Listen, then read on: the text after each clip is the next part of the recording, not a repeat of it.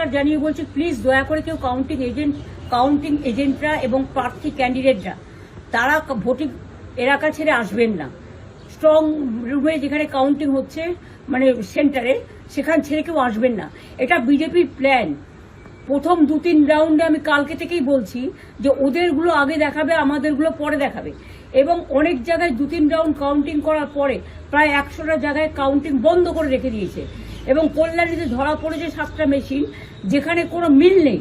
এটা total forcefully central ফোর্সকে দিয়ে চারিদিকে তৃণমূল কংগ্রেসের উপর অত্যাচার করছে, অফিস ভাঙছে, জোর করে দখল করছে।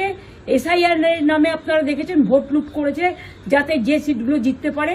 কিন্তু এখনো এমন 70টা সিট আছে, 100টা সিট আছে যেগুলো আমরা এগিয়ে আছি, সেগুলো বলছে না। টোটালটাই মিথ্যে নিউজ খাওয়াচ্ছে। আগে ডিআইসিও এই খবরগুলো দিত, কিন্তু তাকে কালকে চেঞ্জ করে দেওয়া হয়েছে। টোটালটাই ইলেকশন কমিশন নিজের ইচ্ছে মতো খেলছে, এবং সাথে কেন্দ্রীয় বাহিনীকে নিয়ে। এবং আমাদের পুলিশরা টোটাল মাথা নত করে কেন্দ্রীয় বাহিনীর আন্ডারে কাজ করছে। সুতরাং আমি আমাদের কাউন্টিং এজেন্টদের, আমাদের সমস্ত পার্টির কর্মীদের বলবো, অত মন খারাপ করার কারণ নেই। আমি বলেছিলাম সূর্যাস্তের পরে আপনারা জিতবেন।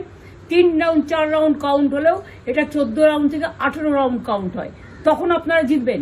Wait and see, watch. আমরা সবাই আপনাদের সাথে আছি, আপনারা কেউ ভয় পাবেন না, নিশ্চিন্তে থাকুন। আমরা বাঘের বাচ্চার মতো লড়াই করে যাবো।